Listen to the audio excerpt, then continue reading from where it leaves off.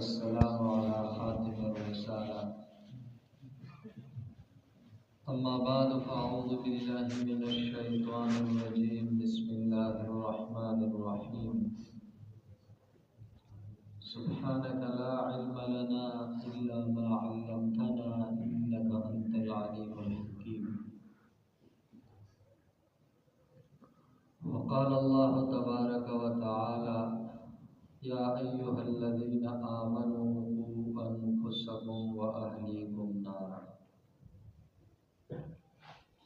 وقال حبيبنا ونبينا ورسولنا صلى الله عليه وسلم: ما نحل والد ولدا أفضل من أدب حسن. وقال صلى الله عليه وسلم: كل مولود يولد على الفطرة فأبواه يهودانه أو ينصرانه أو يمجسانه، أو كما قال حبيبنا ونبينا ورسولنا صلى الله عليه وسلم. نمبرګری لګ لګ را مخکې شي چا مخې د ځای چونکې طلبا به هم راځي اوسو او نور هم سرپرستان نور سرپرستان هم راځي انشاءالله کتابې ته ځای وي او اصل سرجګه نو په کام کنټرول سو حرج به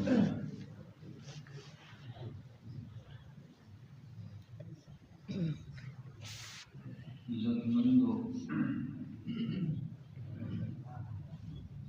الله پاک دی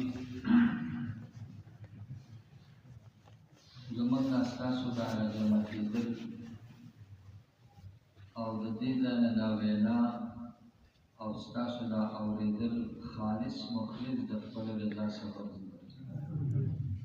او کریم مولا دې زمونږ دا محفل او مجلس د اول نه تر اخره پورې قبول او مقبول کړي. او الله پاک دې مدارس والو ته علماء کرامو ته او حفاظ ته قراء صاحبانو ته زمونږ ستاسو د طرف نه او د ټول امت نه ډېر لوی جزای خیر او اجر عظیم ورکړي.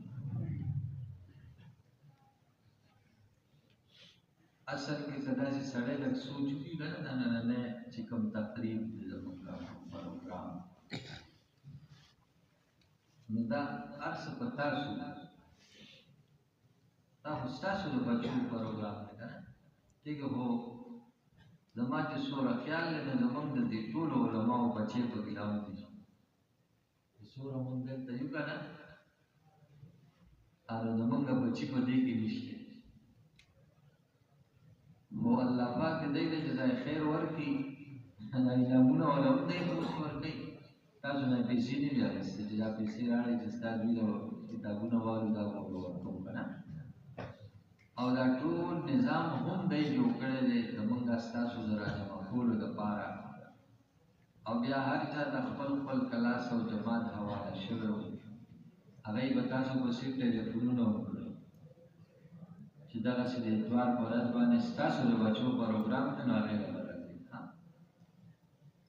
خو الله پاک دې زمونږ ستاسو د ټولو په زړونو کې د دین اهمیت واچوي. دا یو ډېر لویه کمزورۍ ده په موږ ټولو چې څه دیني تقاضا موږ ته راشي نو د هغې پوره کول طبعي طور موږ ته ډېر ګران دي او اکثر رانه پوره هم نه شي. موږ 9 بجې ټولو سرپرستانو ته خوب وي او 9 له به تقریبا 9 کسان هم نور راغلي که نه ټول اکثر لیټ او لا تاسو 2-2.5 سوه هلکان دي نو تاسو وګورئ چې تاسو څومره راغلي نو الله دې زموږ غړونو کې د دین اهمیت پیدا کړي. اوس دا تقریب دې ته یوم سرپرستان دی دې سره موږ یو بل شی هم یو ځای کړی دی تقریب تقسیم انعامات چې ستاسو دې بچو دلته یو زمونږ جایزه شوې وه یو سیمایي امتحان او بیا ورپسې ششمایي امتحان د هغې ټولو نمبر یې راجمع شوي نو څوک 1 2 3 چې راغلي دي نو هغوی ته به انشاءالله تعالی انعامات ومني. زمونږ ستاسو څه ذمه دارۍ دي د والدینو د خپل اولاد په هکله او د خپل ذات په هکله نو دې باندې یو لږې غونډه خبرې کوو انشاءالله تعالی. الله دې ماله د صحیح وینا او د عمل توفیق راکړي او تاسو له د صحیح اورېدلو او د عمل توفیق. الله پاک په خپل کلام کې فرمایي یا ایها الذین آمنوا اے ایمان والو. د دې آیت په سر کې الله پاک دا یا ایها الذین آمنوا ذکر وکړي چې دا رستو الله رب العزت کوم حکم ورکول غواړي نو هغه د ایمان د دولت نه بغیر کیږي. لکه مونږ تاسو خپل بچی ته وایو چینی راړه نو اول والا د هغې قیمت ورکړو چې ما بچی دا واخله او بیا ورشه دوکان ته نه هلته نه به چینی راړي. دا ایمان هم د دې رستنو حکمونو د هغې یو قیمت دی چې الله رب العزت مونږه تاسو ته راکړی دی. ټول وایي الحمدلله. ایمان دا د الله په خزانو کې د ټولو نه لوی نعمت دی. که مونږه دا ووایو چې ایمان شو، هدایت شو، قرآن شو، حدیث شو او د دې علوم شو، د الله رب العزت په خزانو کې د دې نه بل لوی دولت نشته نو دا خبره به خلاف واقعه نه. دا بالکل صحیح خبره ده. دا جدا خبره ده چې د څه څیزونو پته هغه دلته کې نه لګي. یؤمنون بالغیب والا کیسه ده، د هغې پته به مونږ تاسو ته د آخرت په بازار کې لګي چې ایمان والا اعمال والا څومره مخکې لاړل او دوی له به الله څه ورکړي. حضرت علي رحمه الله یو مثال ذکر کوي، وایي یو نوجوان لوی هلک او یو داسې ماشوم و د 6 کالو. نو دې لوی هلک سره چې کوم د 20-25 سالو هغه سره په لاس کې یو دینار او د ماشوم سره په لاس کې بلوری و. نو د دوی د دواړو جګړه دا وه، دا لوی هلک وایي نوجوان چې زما دا دینار چې دی که نو دا قیمتي دی، او دا ماشوم دا وایي چې نه نه دا بلوری قیمتي ده، ته راشه ستا په دینار کې داسې وګوره ته به ګرو نه ښکاري، اپه به ګرو څه نه ښکاري، او زما دا بلوری ته ګوره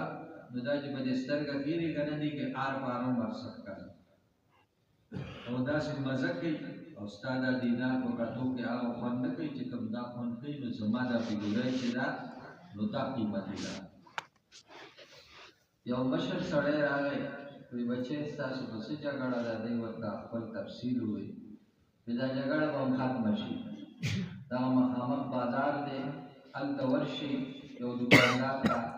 ته دا دینار مخې ته کړه، دی به بلوری مخې ته کړي، یا به له دې قیمت راوخلي چې دی به کوم یو قیمت وي. دی چې لاړل نو هغه لوی هلک دوکاندار له دینار ورکړو نو هغه ورته وایي بچو وایه څه غواړې؟ ده ورته وایي دا راکړه دا راکړه او بیا ول واپس هم څه درهمونه ورکړو. دینار دا د سرو زرو، درهم د سپینو زرو. دا ماشوم ډېر خوشحاله دی چې دا د ده په دې دینار چې زما نظر کې ډېر بې قیمته شی و، په هغې دا دومره هر څه وشو نو زما په دې بلوری خو به ډېر څه کېږي.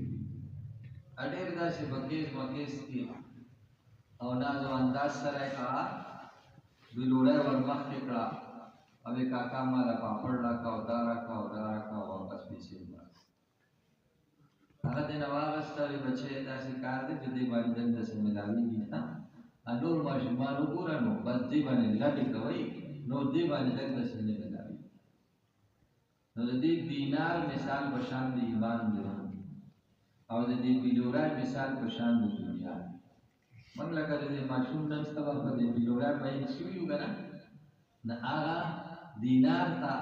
هغې ته موږ داسې سپک ورته ګورو چې هغې ته څه کتل پکار وي نه هغسې موږ هغې ته نه ګورو خو چې کله د آخرت بازار ته ورشو نو بیا به د ویډیورای او د دینار پته ولګي بیا به د ایمان او د دنیا پته ولګي نو کریم مولا موږ تاسو له دغه ایمان راکړی دی ټول وایي الحمدلله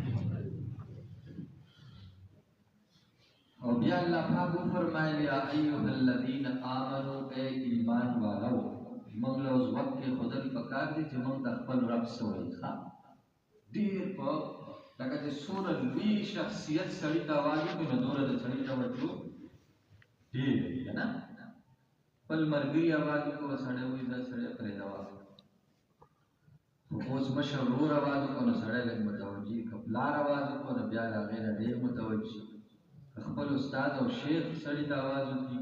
نو بیا د باندې هېڅ هم نه لګي ټول اخوا که د وخت وزیر اعظم چا ته اواز وکړي نو بیا خو د باندې هېڅ هم نه لګي که نه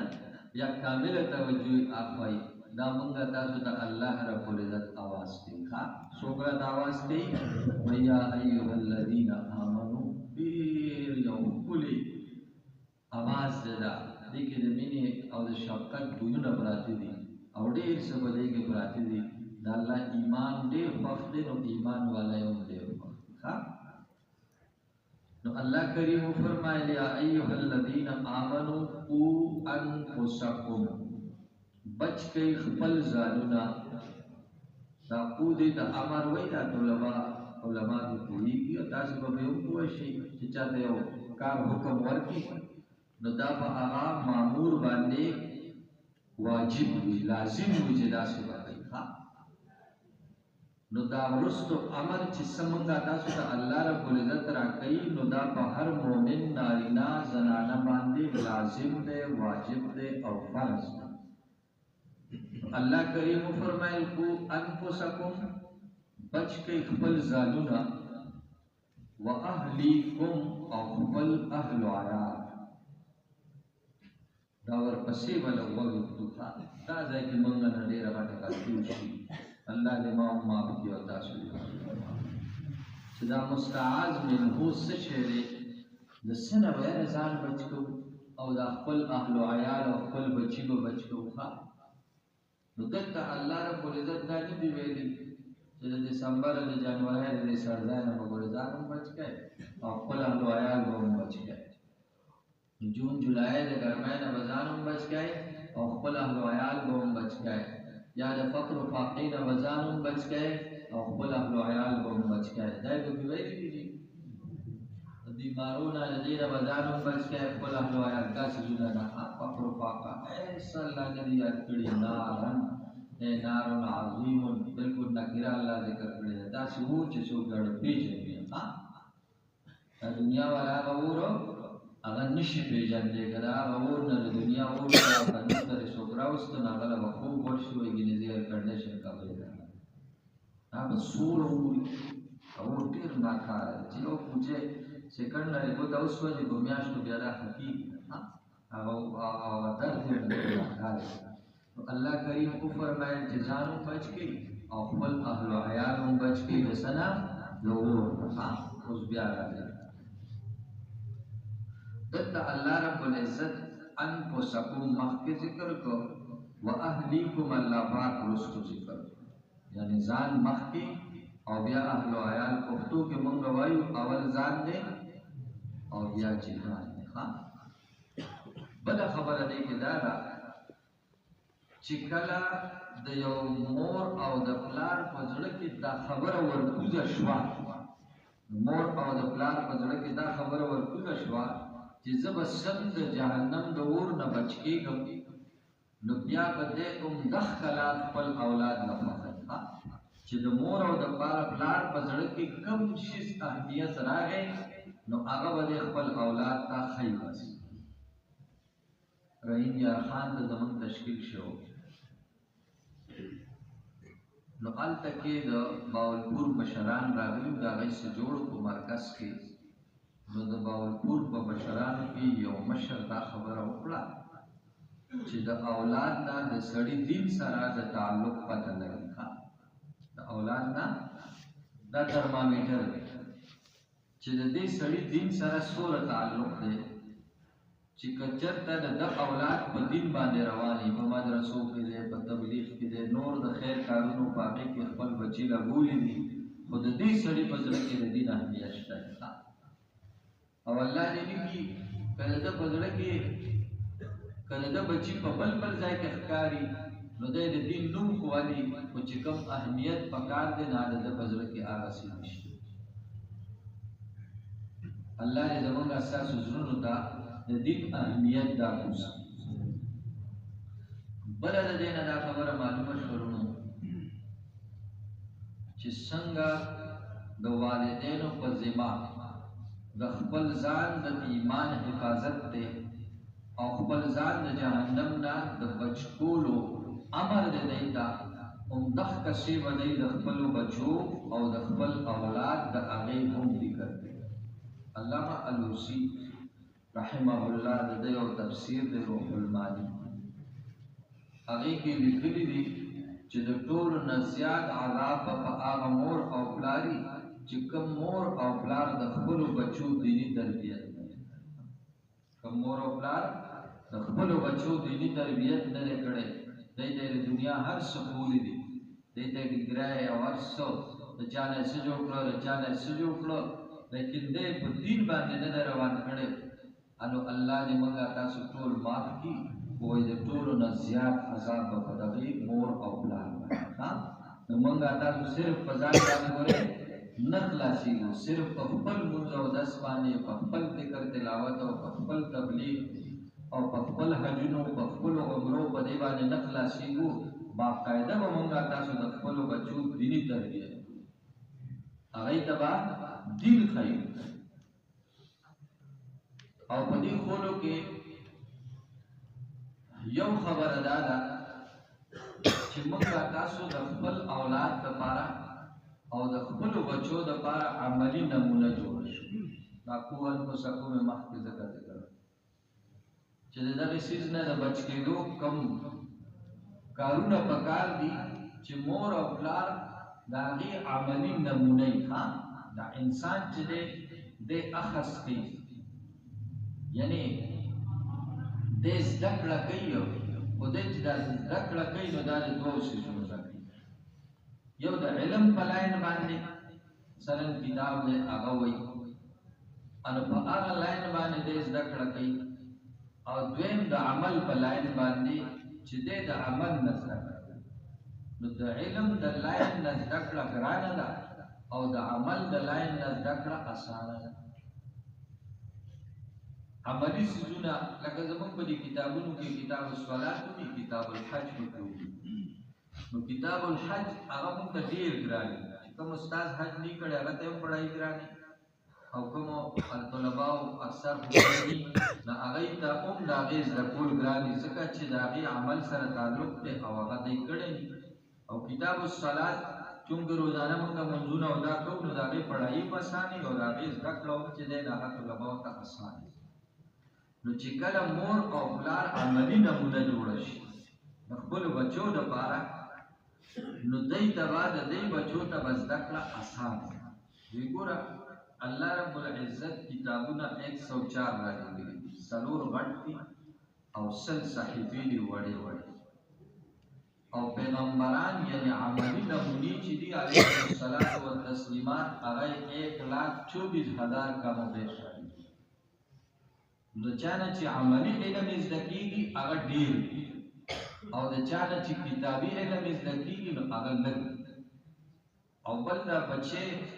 لکه ماشوم نه د 3 4 5 سال دی، نو په دغه وخت کې خو دله ته کتاب او قاعده سپاره دا والا په لاس کې نشي ورکولی، او دی دینداره جوړول دي، نو دی به څنګه جوړو؟ نو دی چې موږ تاسو ته ګوري نو دی به هغسې کېږي. یو کتاب کې ما وکتل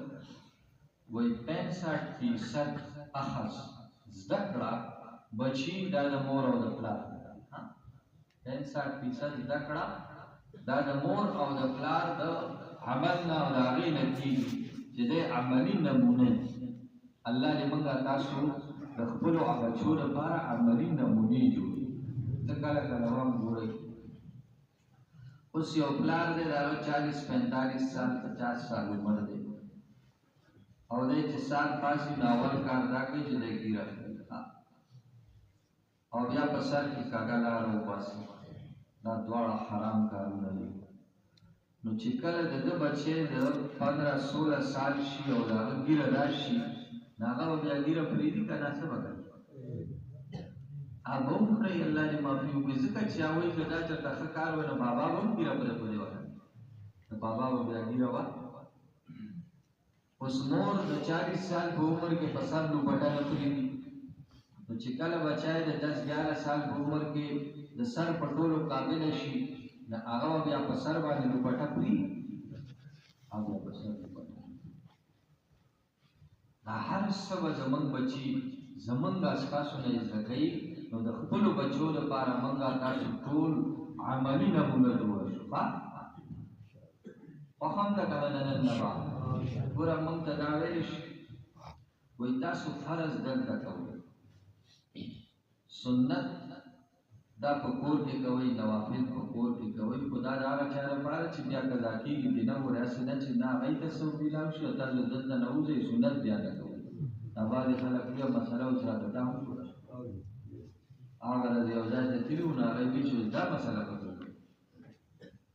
چې لکه دا اوس ځان دا اوس بله مسله تاسو خو به نه پرېږدئ سنت که نه دا سنت نه دی. سنت دا د امت مسلمه پہچان دی ظاهري. اوس کلمه خو دنده راکړه چې ته په لاره روان یې نو که دا سره هندو روان یې نو دا به څنګه پته لګي چې یاره دا هندو دی که دا مسلمان دی. نو دا زمونږ ستاسو ظاهري پہچان دی. دا سره ظاهري پہچان دی. ګوره چې څوک په مسلم لیګو کې هغه باندې د مسلم لیګ څیزونه ښکاري که نه ښکاري؟ اوس که هغه چېرته کې د بل چا بیج لګولی او د بل چا ټوپای په سر کړي او په کور یې د بل چا جنډه لګولې نو تاسو به دا ووایئ چې دا به مسلم لیګ کې تاسو به وایئ چې نه بھائی ته چېرته دی ومخکې خو ده چېرته پارټي بدله کړې. نو ګوره پاټی باندې او زمونږ ستاسو یو پارټي ده لا اله الا الله محمد رسول الله. دا خپلو بچو ته د هر څه کول دا هغوی ته منتقل کول دي. دا عملي دین دی. سنت چې دی دا زمونږ ستاسو عملي دین دی. نو چې داسې زمونږ بچي هغوی به مونږ تاسو ته ګوري چې دی څه کوي د دې تربیت د دې آثار او د دې هغه هر څه دا په بچو کې په هغوی کې منتقل کېږي او بیا به دا په هغوی کې ښکاري. خوښ هم ده که نه؟ یو حکیم صاحب و نو دی به خپل بابا سره ناست سحر په وخت کې به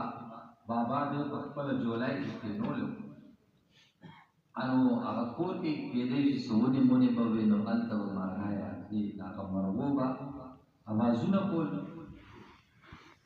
نو دی بابا به د مرغو اواز سره خپل اواز بیانوه وی رازق رازق رازق الله بس رازق او رازق څوک دی؟ الله. رازق رازق الله رازق داسې به وي رازق رازق الله رازق. رزق ورکوونکی ذات دا د الله رب العزت دی. او بیا به ورته چل وښایي چې الله پاک موږ سم شو که نه نو بیا الله پاک ته داسې چلونه مه ښایي. الله به ورته چل ښایي چې داسې داسې کوه کار به دې کېږي انشاءالله. نو داسې دا ماشوم د هغه بابا په جولای کې به دا خبرې به یې کولې او یو خبره به یې ورته دا کوله چې بچې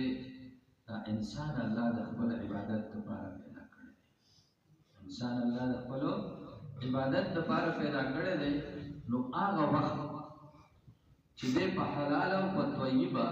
او د ضرورت مناسب دنیا کې لګی نو کېدی شي چې به یې الله معاف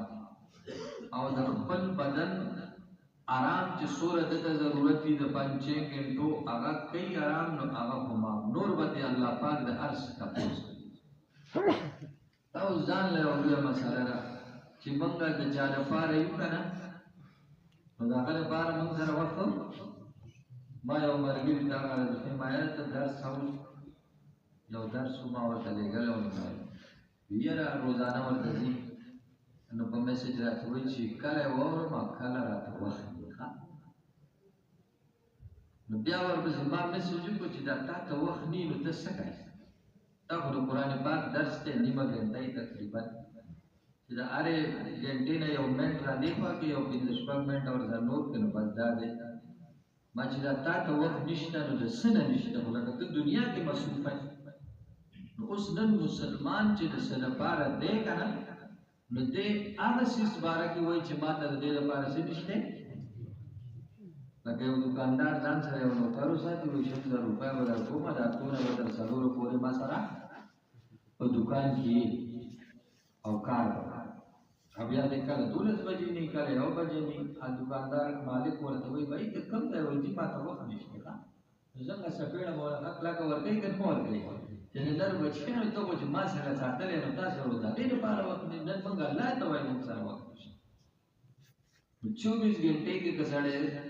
دا منځونه 15 وخته کوي که نه نو تقریبا 1 ګنټه به پرې لګي زه یوه نه یاره 2 پرې لګي 2 ګنټې نو څومره پاتې شوي 22 نو دې 22 باندې سوچ کوئ چې دا کوم ځای دی 2 ګنټې خو دا د الله شوي خو دا 22 ګنټې خو زه هم د الله یم او زه الله دې له پیدا کړم نو دا کوم ځای نو وی دا به ما ته هغه خپل بابا وی اوس دا خبره د وړوکوالي ده نو په وړوکوالي کې دا خبرې چې دا سړي کې کرلی شي داسې او دا دلته دننه دغه شي بیا دا حکیم صاحب لوی شو دی به چې سهار دکان ته زه د حکمت دکان الله پاک د دې تربیت او د دې اثرات په دې بچو باندې غورځوي او بیا به الله پاک ټولې لارې د دې لپاره خلاوي دی به چې سهار ته نو خپلې بیبي به ورله چټ ورکړو چې دا شی دا پکار دی ده به چې لا بړه چټ به یې کولاو کړو مثلا ده له دغه ورځ باندې د 50 روپو سودا پکار وه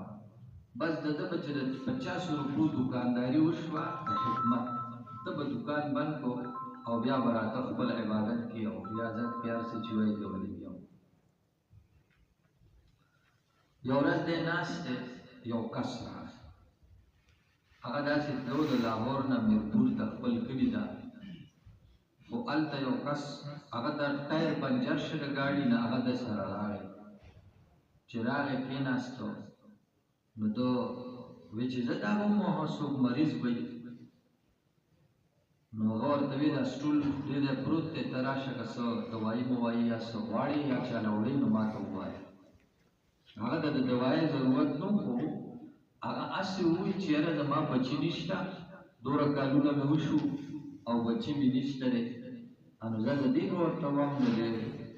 حکیم صاحب ته دا خبره وکړه نو حکیم صاحب د سره خبرې وکړي او څه پوڼی موڼی هغه ډکوي دله یې ورکړي او ده ته د استعمال طریقه وکړو او ویزه الله پاک په خیر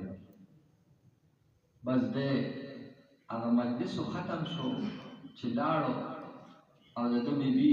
هغه دوایي استعمال کړه الله رب العزت وله 3 بچي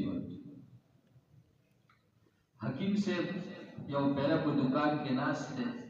چې څنګه راورسېد دکان ته هغه چټې چې کولاو کړو هغې کې هغه خپل د سودا خبرې وکړو خو یو ورسره دا وه چې بیټي کا جهیز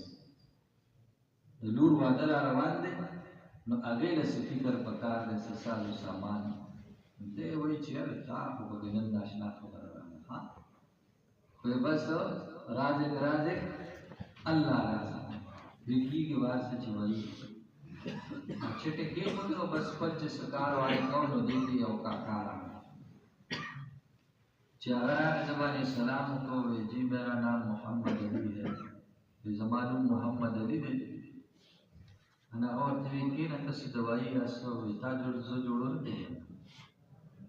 نه ما خو نه پېژنې وایي زه د نن نه 15-16 سال مخکې ستا دکان ته راغلی وم ټوله کیسه یې ورته وکړه او ستا د هغه کړنو د وجې نه الله رب العزت ماله 3 بچي راکړي او موږ ډېر خوشحاله یو زه څو پېرې رالم خو ستا د دکان بند نو وایي زه اوس دې له رالم وایي موږ په انګلینډ کې خو د هلته نه راغلی یم زما یو خرزه وه هغې واده هغه خور زما چې وه ناکونډه وه د هغې د واده ټوله ذمهداري ما په خپل سر اخیسته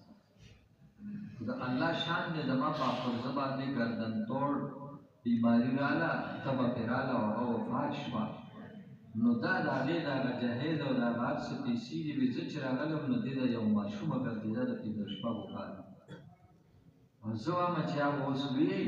هغه به د واده قابله وي نو بس دا پیسې به ته په هغې باندې تاسو په دې کیسه پوه شوئ نو چې داسې تربیت دې وشي که نه الله پاک وله بیا داسې لارې جوړوي ځکه د هغه په حکمت کې دومره دغه ټول پکې نو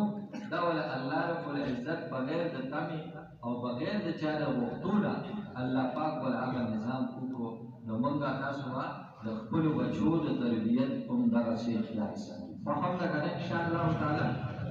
د کور ماحول ما تاسو ته مخکې وویل چې دا به موږ له تاسو دیني جوړو خبره زموږ نه نیمګړې پاتې شوه چې بهی تاسو دلته فرض وکړئ نو سنت نوافل او تلاوت دا کوم ځای کوئ دا په کور کې کوئ دا ولې ځکه ستاسو یو به دا کېږي چې شریعت دا غواړي چې د مسلمان د مسجد ماحول او د کور ماحول یو شي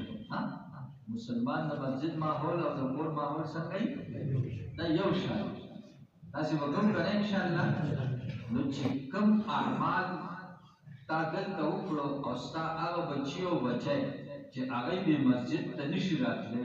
ای په کور کې دي چې په دغې اعمالو باندې ستا دا بچي او بچی تا په کور کې وویني چې د اوس نه د مونځ اهمیت د هغوی په زړه کې د نفلو د سنتو اهمیت د هغوی په زړه کې او د قرآن کریم او د الله رب العزت د ذکر اهمیت د هغوی په زړه کې پوه شوئ که نه او عملی ماحول جوړولو لپاره به دغه کوو علمي ماحول کور کې د فضایل اعمال تعلیم به خامخا څه به کوو جي زموږ مشران دا وایي چې دا تعلیم حلقې موږ په کور کې لګو نو موږ کله چې د غیرو د راتلو کومې سوري دي که نه هغه بندېږي دې سره هغه دې سره څه کېږي بندېږي هغه زموږ یو جماعت نصرت نو هغوی خبره وکړه د یو کرنیل صاحب هغوی بار ملک ته تللي وو دغه کرنیل صاحب خو دا دیندار او د دې کوواړ د طرف هلته کې دی د هر قسمه سهولیات ته خو دی سره مسجد نو دا په پاکستان او بیا خاص کر زموږ د دې علاقې والا خو د لمونځ خامخا پابندي ډېره کوي نو دی هغوی ته ووایي چې یاره موږ له تاسو یو د جومات څه ځای راکړه یو کنټینر هغه یې ورته دغه کړو هغه دی ځان له سیټ کړو دی کې به دی لمونځ کړو خو بیا دغه کرنیل صاحب وویل چې ما په هغې کې د فضایل اعمال تعلیم هم شروع نو چې په کومه ورځ باندې ما د فضایل اعمال تعلیم شروع کړو نو په هغه شپه باندې ما خوب کوم ځای چې به موږ لمونځ کوو که نه وی هغه کمره ما انتهایي خوبصورته ولیده او هغې کې داسې رڼا ده او چمک د پکې روښانه راغلی ده وی زما په دې زړه کې دا راغلل چې دا د دې تعلیم دا کوم عمل چې دی الله رب العزت ته دا خوښ دی دا د دې د اهمیت او د دې د فضیلت یو چمک دی چې الله پاک ما ته وکړو او چې کله هم زه جومات جوړوم انشاءالله تعالی نو زه به پکې دا اعمال خامخا چلوم او بیا هغه کرنیل صاحب وویل دی ورسره بیا ملاقات کړی بیا هغه ویل چې ما اوس جومات شروع کړی خو په هغه جومات کې به اعمال د مخکې نه شروع اعمال مې پکې د مخکې نه نو موږ تاسو به داسې کوو که نه انشاءالله چې دا اعمال زموږ کېږي نو بیا به زموږ ستاسو د کور ماحول دیني کېږي او هغوی زموږ بچي او بچی هغوی به دین زده کوي حدیث کې راځي نبی علیه السلام فرمایي البیت الذي هغه کور چې په کوم کور کې قرآن کریم لوستل شي نو 15 قسمه انعامات الله رب العزت هغوی ته ورکوي څو قسمه انعامات 15 نمبر 1 حضرته الملائکه دغه کور ته فرشتې راځي نو کوم ځای چې فرشتې نه هلته به خیر وي که نه وي هلته به مینې هلته به محبتونه وي هلته به حسن اخلاق وي د یو بل قدرداني به وي یو بل باندې به ګورېدل او زارېدل وي وتنکبت عنه الشیاطین او شیطانان به له دی نه لرې کوي دا وي کور نه دې د شیطان او چې کوم د شیطان وي نو کار به کړي دا هم چې ډېر خراب وي دا شیطانان به داسې خراب الو شیطان او درې واتسع على اهله دا کور به الله رب العزت د دې کور په اوسېدونکو باندې کوناو اوس خو زمونږ کنال کورونه یو یاره کم دي بارونه دې کې اوس مونږ نه راځو او دا کور که تم وي خو چې دې کې د قرآن کریم تلاوت کېږي ماحول دیني خلک دیني دا په دې باندې کولاویږي او وکثر خیره وقل شره خیرونه به ډېرېږي برکتونه به ډېرېږي او شرونه به کمیږي او البيت الذي لم يقرأ فيه قرآن هغه کور چې هغې کې قرآن کریم نشي لوستی او څوک پکې قرآن نه وایي الله دې موږ معاف دې موبایل او دې زمونږ ستاسو کباړه به وایاست کړه دې موږ تاسو غرق او فرق وکړه یو مسلمان چې موبایل سوره ګوري د هغې په نیمه باندې وخت دې قرآن نه ورکوي تاسو ټول نیت وکړئ چې روزانه به یو سپاره وایو او هم نه کنه یو عالم لیکلی دی ما ته یو کس وی چې ما د پیر صاحب نه کله بیعت کو هغه ما ته وی چې روزانه به یو سپاره وای روزانه به یو سپاره وای د 42 سال وشو په دې 42 سال کې یو پیرم زمانه نه غاړه 42 سال کې یو پیرم ما یو ځل کې وکړ بیا راته یو مرګري دا وی ما 2016 کې یو سپاره شروع کړی را اوس 2024 کې پورې زمانه یو سپاره نه راغلی شي انو مایدا مونږ نیت نه کړی بیا موږ روټای چې پاتې دي د سات چې پاتې دي دوه وخت باندې موږ لګي وځو او چې موږ تاسو نیت وکړو ان شاء الله وګورئ چې قران پاک په نشي لوستل نو اته کې شیطانان راځي او فرشتي دي نه دغه دا نن خلک وایي وای موږ باندې جاسو کړی دی او بس پلاني را باندې جاسو کړی دی او بس ګمانه یې کوو ارسو یو کور کې بالکل یو کوټن غونډه کې ماحول ضرورت هر سړی دی یو بل لري دا موږ باندې جاسو کړی دی دا موږ په ځان باندې خپل اسلام آباد کې زموږ تشکیل وړاندې یو مرګري وي دلته یو کور والا هغه یو عامل راوست او غي ورته وی کور والا چې بس موږ دې کور کې تنګ یو دا څه پلانې مشکل راته او دا تکلیف دی او دا دې ناغه هغه خپل چې صدام ضروري یې کړی دي هغه ټولو کې ګرځېدل خو چې شیخ ونه نو وی چې یاره څه شته دې نه خو بیا چې وخت کېږي نو موږ وخت نو یاره چې نماز کور والا ورته وی موږ سره په نماز نشته به خدا زبردست څه کوي خو اداره ته وایي چې قبله کوم بل نه د قبله هم نه وایي چې لکه دغه موږ نو کړه پکې نو چې اوس کوم کور کې چاته قبله نه معلومه وایي موږ مسلمانان یو اجا نماز ورکړنی نو دای باندې چاته د سکول ضرورت شته نو دا خو دې په خپل بازار باندې او